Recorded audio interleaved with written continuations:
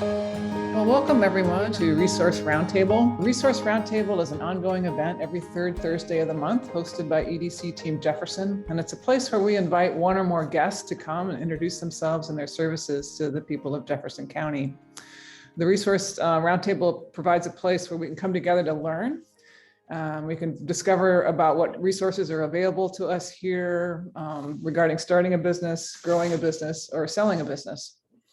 It's a safe place to come and ask questions, share information, all in the spirit of mutual support.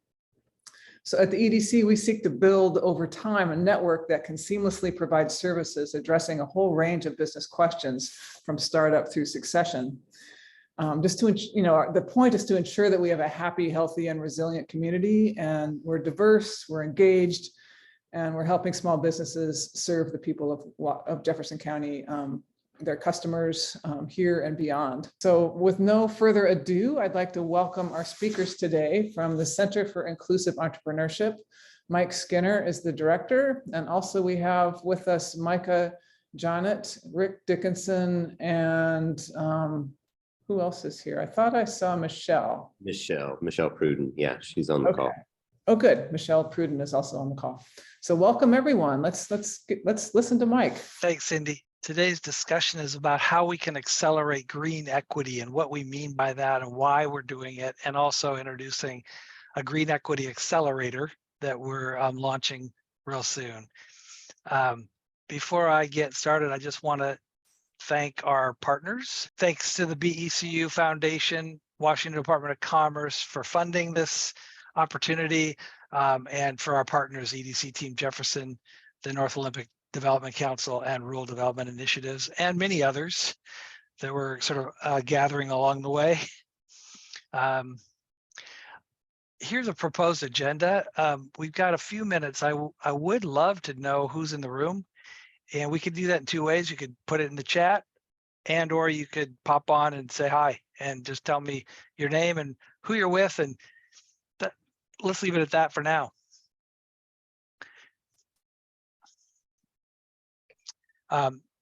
After we do that, we'll get into the meat of the discussion, and then at the end we'll talk about our green accelerator, green equity accelerator. So who's with us? You guys know us, I'm Mike Skinner. I'm the founder and executive director of the Center for Inclusive Entrepreneurship. Been doing this work for a long time, including a long time out on the peninsula, and I'm here with a lot of my colleagues.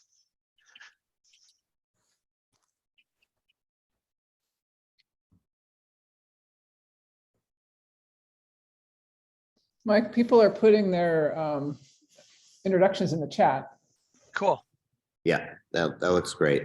Thank you, everyone. Can I put the deck in the chat? I bet Cindy can do that. You're assuming a certain level of technical skill. So Ann Burkhart's here building a retreat center in Port Hadlock. Leah Ray is a private homeowner working to develop workforce housing. Jim is here for himself and all things green. Janine is here, director for the Port Townsend Marine Science, former director of the Port Townsend Marine Science Center, and Jason Bauman, retired startup founder and tax accountant. So if y'all have more to say, please do speak up. This is a good time. And also Samantha Lawrence is a local entrepreneur working to address housing and childcare, outdoor based. Great.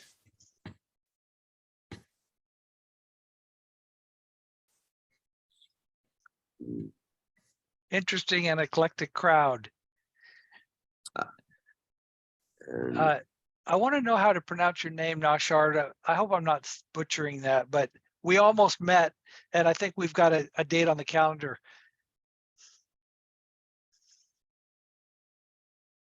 Yes, I think you're saying it correct. Naushad is fine. Yeah. Thank you. Thank you. Good to meet you. Good to meet you too.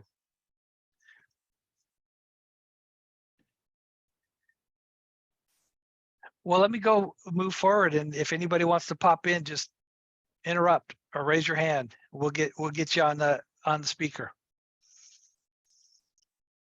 So what inspired the need to have a conversation about green equity was a sense in a recently adopted community economic development strategy that was put together by NODC recently. And I'm not quoting from them, but I'm sort of paraphrasing. What came out of that process was an awareness that communities in Kalaloch and Jefferson counties are increasingly encouraging independent local businesses to take the lead on innovating new business models that are intentionally designed to transition the local economy to one that's more socially equitable, more environmentally sustainable, more self-sufficient, and more resilient. So rather than waiting for the government to do it or waiting for nonprofits to do it, they're seeing an opportunity to encourage small businesses, local businesses to do it and to take the lead. And that's something that's near and dear to CIE's heart. Our mission is to make business ownership possible for everyone so that they can, as business owners, become leaders in building a more resilient, sustainable, equitable local economy. And so that really that language in the CEDS, the Community Economic Development Strategy, really resonated with us and inspired us to action. And I hope I'm not stepping on any toes, Cindy, but the conventional model for economic development has been to encourage outside big business to move into the community. And many times those big businesses are extractive businesses. They're resource extractive businesses. And the traditional model for business has been sort of take, make, and waste, dig stuff up in the ground, turn it into something, and then throw it away when you're done with it, or create a lot of waste in the process. And through each one of those cycles, money pours out into the pockets of fewer and fewer people. Sort of the traditional, conventional model of economic development. And that hasn't worked very well. It's depleted natural resources. It's left communities poorer rather than richer. It's been at the expense of other forms of capital, social capital, environmental capital, that are really essential to well-being in a community. The old approach looked at the environment and the community and the economy as three separate things. So, and that they didn't really cross over. Business is business. You do what you have to do. You externalize any of the social harm or any of the environmental harm to the greatest extent possible to maximize profit for the shareholder. That's traditional business. And business doesn't have anything to do with the community. It has everything to do with the shareholders and maximizing profits. And it doesn't really have anything to do with the planet, except we need some of the resources that we got to dig up or cut down or catch in the water to support profits, but they're separate spheres. And increasingly, people are beginning to recognize that that's not really what the world looks like. And they envision something more like this, that business doesn't exist on its own. It's a social construct. So without society, business doesn't really matter. There's no customers. So you need people. And so business is really, and the economy is really part of, it's sort of a social construct. And we wouldn't really have people if we didn't have a planet. So it's all kind of based on our relationship with the environment. And in fact, we really need to look at those three spheres as being overlapping and really, I think, concentric. The economy is part of community and community is part of the planet. And we need to acknowledge and understand how we can contribute to the benefit of all of those things, not just economy separate from people and separate from the planet. And that's just what we call triple bottom line thinking. Cindy, are you monitoring the chat just in case questions pop in? Feel free to give me a thumbs up or say yay or say, I disagree. Yeah, we're caught up. There's no comment. Okay. That's Mike. We'll have we could talk about Milton Friedman and, you know, the idea of maximizing profits for shareholders at another time. Then I'll move forward. When we think about figuring out ways to align our activities so that we're thinking about the economy as part of society, as part of the planet, and making sure that we're taking care of all of those spheres and not treating them as separate things, we need to understand the concept of going from less bad to more good. And here's what I mean by that. We all know what bad looks like. It's just profit at the expense of community and at the expense of the environment, right? Yeah, I don't want to name names, but you conjure up an image of a factory someplace that's doing that. That's bad. And it would be great if those folks were to try to be less bad, and some of them do.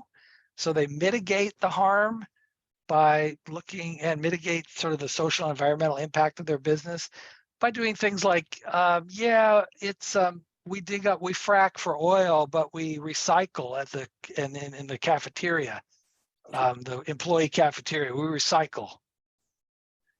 Right, that's I'm being a little bit glib, but that's sort of an example of a bad business trying to be less bad by recycling, even though that's not even going to make a dent, right? Eventually, we want to get people to start thinking about how can they run a business that's profitable and that's good, that it actually generates profit, but also contributes benefit to the community and to the environment. And good would be a good thing.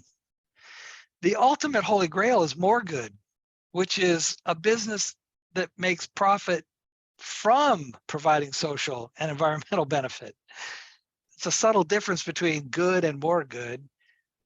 Good is good, but more good would be like every time I go out and make $1, the water is cleaner, the temperature is cooling, the forests are growing better. That's making profit by doing good things for the community and the planet. And that's what we're trying to get people's minds wrapped around, is how to go from not just bad to good, but from good to more good.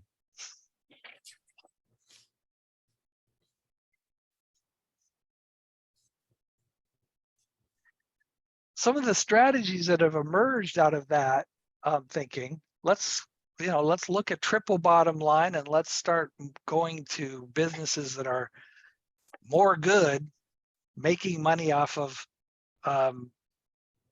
providing environmental and social benefit. Strategies have emerged, and I'm sure you're all familiar with this way of thinking and also these strategies. One of them is closed loop thinking. So instead of going back to our take, make, waste model, which, by the way, pours out profits along the way in that process, thinking more about, sorry, let me get back to that slide, thinking more about all the ways we can squeeze profit out of something that just keeps going around and around in a closed loop system. And we'll look at some examples of that in a minute. Another strategy is what I call leak plugging or import substitution, looking for opportunities to shorten the supply chain so that we're buying things that are from local businesses rather than importing them through big box stores like Walmart or Home Depot or other products and services that are coming from out of the community. In what ways can we substitute the stuff that we're importing with stuff that we can produce locally? And a strategy for creating all kinds of extra economic value with local businesses. And by shortening the supply chain, you're not spending a lot of money on gas and diesel and fossil fuels that you need to get stuff from point A to point B.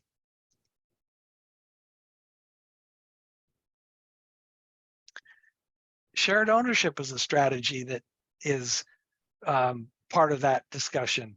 Opportunities for coming together and aggregating to share in the ownership of the materials, infrastructure, equipment that you need to run your own business.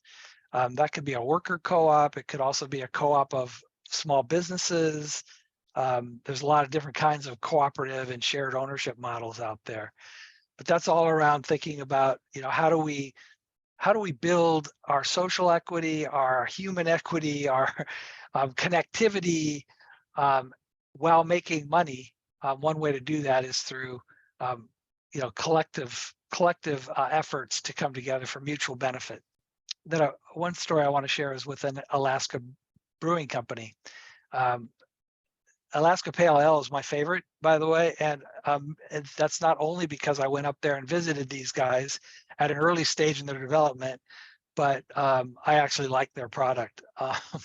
Beer-powered beer is a term that we coined several years ago, and it basically means we're taking the raw materials, the leftover materials from the brewing production process, and we're turning them back in and reusing them to make more beer. Beer is not only just the end product, it's also part of the journey to get that wonderful liquid in the glass.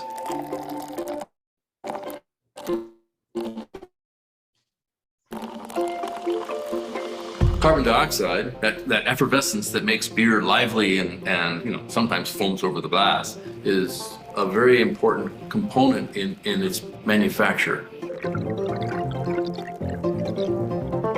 So during the fermentation process, we blow off CO2 that would normally go out to the environment. And instead we capture that and reuse that to make our beer, carbonate it, purge our tanks, things like that. But that's just one step. There's other parts of that whole beer-powered beer. In the making of beer, you take grain, but at the end, we don't convert all the grain to beer. On a 100-barrel system, we're putting in 6,000-7,000 pounds of grain at a time. So if we're doing this every 3 or 4 hours, that's a lot of grain that we're creating. We had to dispose of our spent grain in a way that we felt comfortable with. Over the course of 5-10 years, we developed a process that actually could use the spent grain as a primary fuel. At its basic core is that we're taking the waste grain, we're burning it, we make more steam to run our brew house so we can brew more beer. It ended up replacing about 50% of our fossil fuel use because we were using spent grain as a primary fuel for a steam boiler. So the spent grain is used to make beer. The CO2 that we capture from fermentation is also used to preserve beer. So our consumer can have the beer that we would love to have them have. And with maybe some environmental consciousness and also a mindfulness to try to reduce our waste streams. When I was visiting with them, they were still buying CO2 from Seattle.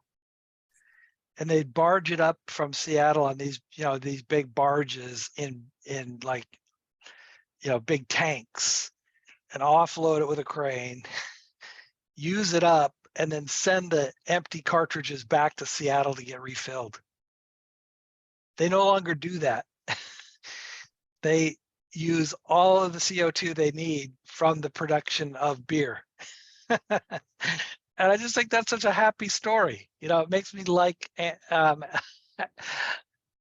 Alaska Amber Ale even better. And the way that they're using their spent grain to generate heat for the process, they're just thinking smart about how to turn their business model into something that's actually more profitable and having less of an impact on the environment. So the other stories come out of New England. There's a lot of really interesting work being done in New England around biofuels and solar and alternative forms of energy. This Piedmont Biofuels is a good one. It's a community that all got together and decided that they were going to get off of oil, fossil fuels, and they created a community scale biodiesel digester, and they all collectively collect waste oil from their kitchens as well as from local restaurants and food businesses to create biodiesel, and then they all participate in buying the biodiesel from an entity that they own and that they control. So it's all local produced, all local governed, and completely closed loop. and supplying diesel, and they're primarily using it for heating old homes that have oil furnaces, and replacing the oil that is used for the oil furnaces, the fossil fuel oil, with biodiesel. It turns out that there's an organization called Co-op Power that's based in New England. And what they've become now is a co-op of co-ops of literally dozens of community solar powered communities that are all themselves cooperative sort of electrical utilities driven by solar power that is collectively generated by the community. And now Co-op Power has expanded to dozens of communities around New England and provides support to those communities with a collection of small community-based co-ops that are essentially public utilities providing electricity to their own self-made grid. The focus of Co-op Power has always been on underserved communities, communities with limited resources, communities that are underrepresented in business. And so it's a testament to the sort of collective strength of those communities to come together, see a vision, and then work together as a community to make it happen, community by community by community. It's a really beautiful model. The other model that I wanted to share with you, sort of case study, came out of the school where I started this program, Bainbridge Graduate Institute. A couple of brothers living up in Skagit County or Whatcom County had this idea that they could use cow manure to create methane to generate digesters that would produce electricity. And so they started a business called Farm Power, and the farmers pay them to remove cow manure, which is a huge problem in Whatcom County, one of the biggest dairy producing counties in the country. And you know, the issues of effluents running off of manure piles into the groundwater and the drinking water and the rivers has been a big issue. So they're saying, look, I'll come and remove it. You pay me to remove it. I'll put it in a digester and I'll sell you back electricity that we generate from the digester. And the byproduct is water and a solid material that is perfect for fertilizer. So they're selling the fertilizer too. And they had 3 of these up and running in Whatcom County and then decided to move down to Oregon. And they're currently working with farms in the Tillamook, Oregon area to connect farms up to a single digester, multiple farms connected to a single digester that are supplying the fuel for the production of energy that then the farms are using. So 3 case studies of how this thinking is happening now in communities around the country and around the world.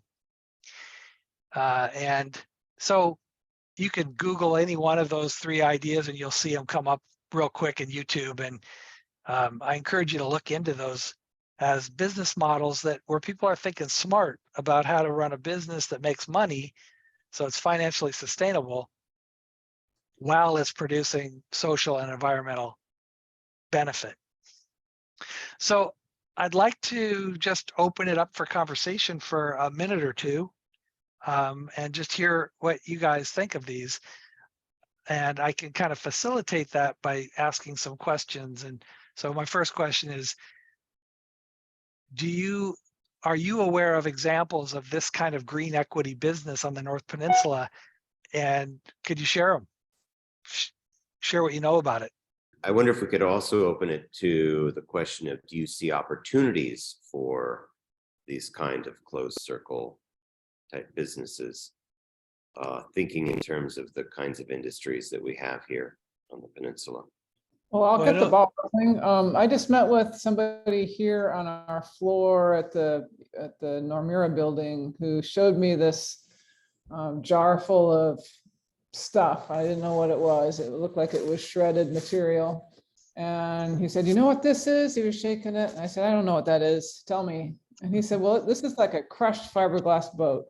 And there's the machine that will, the DNR drags boats here that are abandoned or, have sunk, and the port has to get rid of them somehow. So there's like a waste stream that's created there.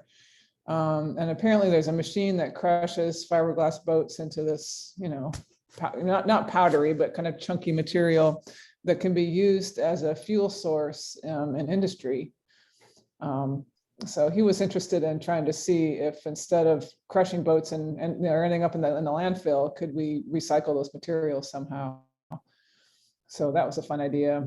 And I was approached by somebody else who's volunteers on a farm. And she said, gosh, there's so much that's just turned under, either because it got too weedy or because there weren't enough employees to pick in a timely way. And the plants went to seed, are too far gone. So these crops that could be feeding us here locally are getting turned under as compost, which isn't the end of the world, but gosh, wouldn't it be great if we could harvest more food? And her idea was to develop some kind of a mobile processor that could be used in the field to, kind of pick and process right there, make it easy and fast. Something that could be shareable across farms. So anyway, those are a couple ideas I've heard of recently.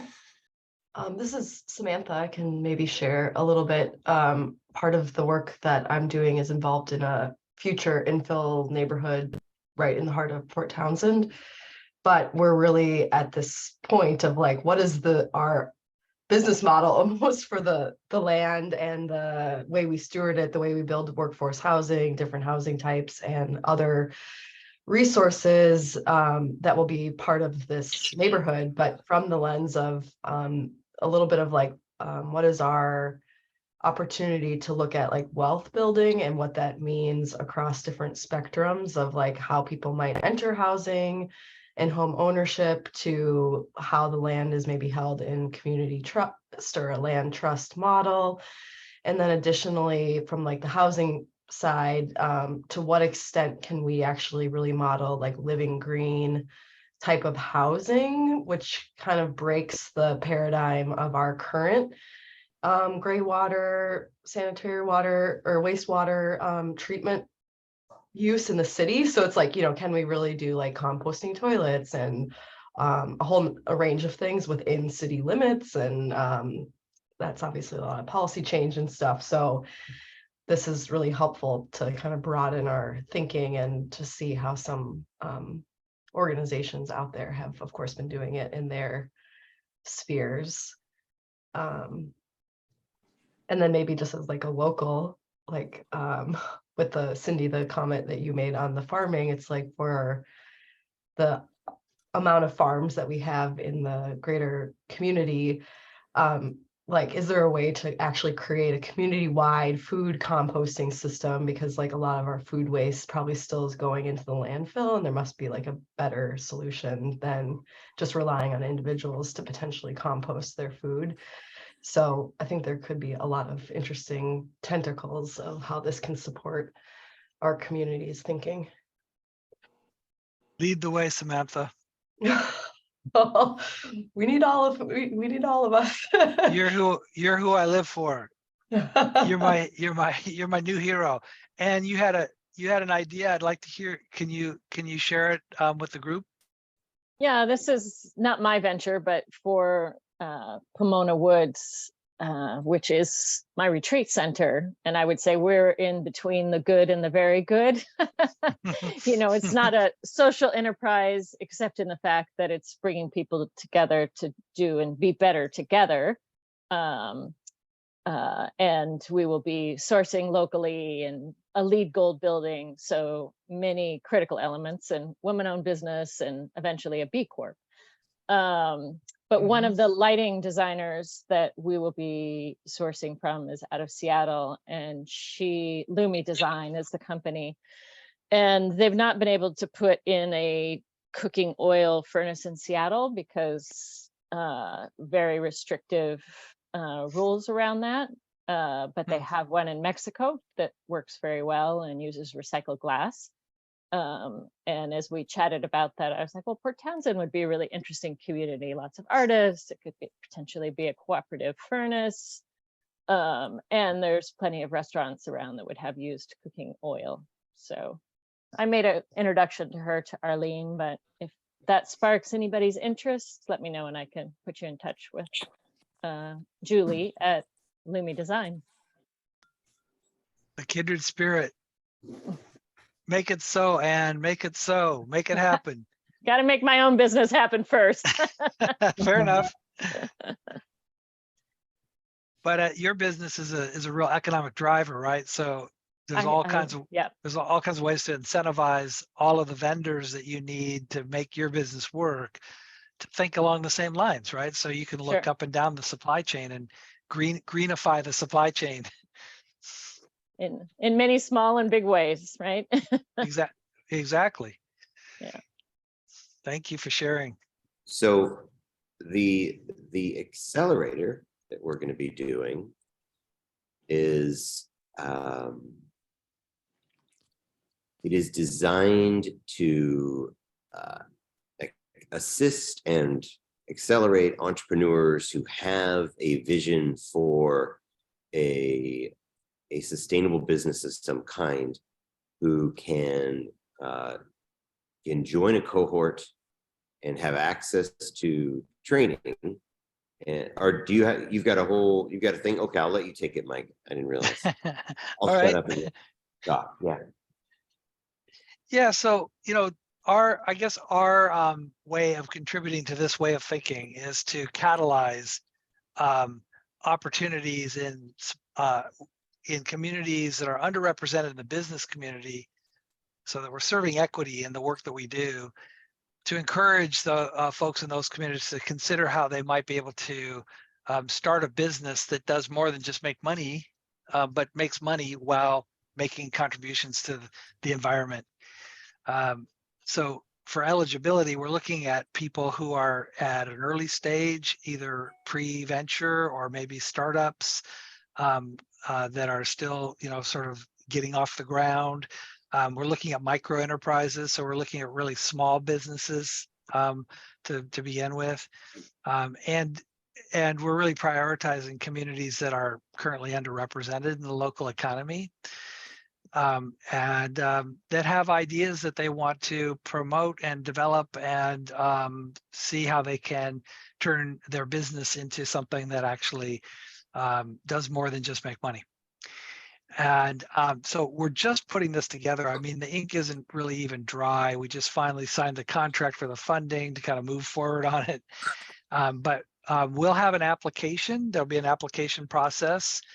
The application will be available very soon on our website. You'll be seeing Facebook posts and press releases and newsletters and everything talking about it. And the application will then, from our website, you can access the application. It's not a really hard application, but it does ask a lot of questions about sort of how far along you are, what your model is, how is it designed to have positive impact on the environment.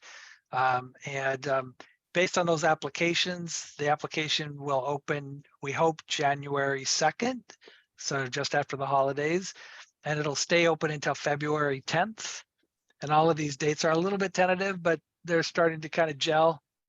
And on February 10th, we'll close the applications. We'll see what comes in, and there'll be a review committee that takes a look at all of them and puts together a cohort of probably 10 people to move forward into the training opportunity. And the opportunity is to participate in a training that's designed by a group called Sea Change. And you can look them up you can Google them. Sea Change is SEACHNG.org.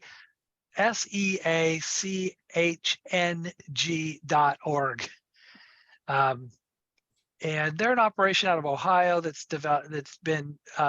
was originally connected with their MBA program at the Ohio State University, where they developed a social enterprise incubator, and they now offer this training to communities around the country and the world, frankly. And so we're partnering with them to deliver the Sea Change training. which is a 14 module training. We're adding a couple additional modules to that. So it'll be about 15, maybe 16 modules. The training will start in early March. It'll go through to the end of May. And then we'll have, and it includes developing a business model, developing your business plan, developing your finances, your financial projections, and then developing a pitch. And we'll have a pitch. I'm sorry.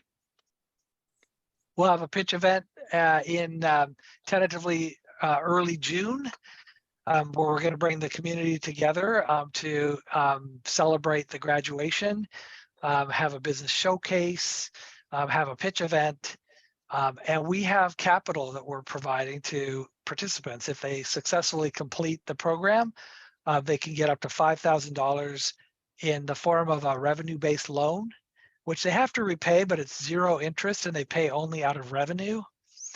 We hope to get people sort of started in their new ventures with that capital upon the conclusion of the training.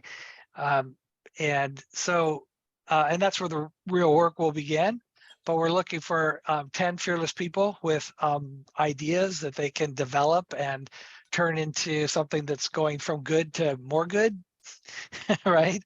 And really design business models that are profitable because of the environmental benefit that they provide.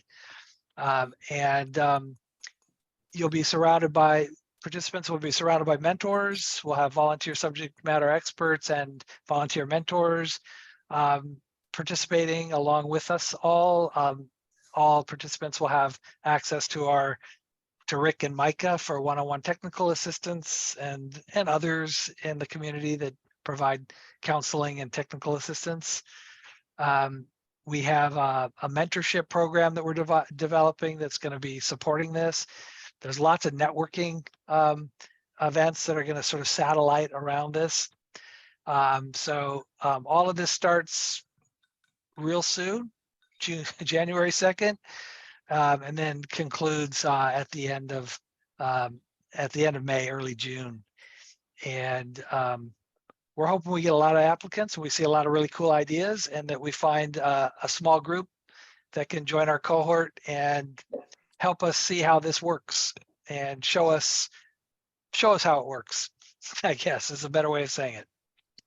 Yeah, and so the two key things that we're really looking for right now, we are looking for entrepreneurs who might be interested in participating in the program.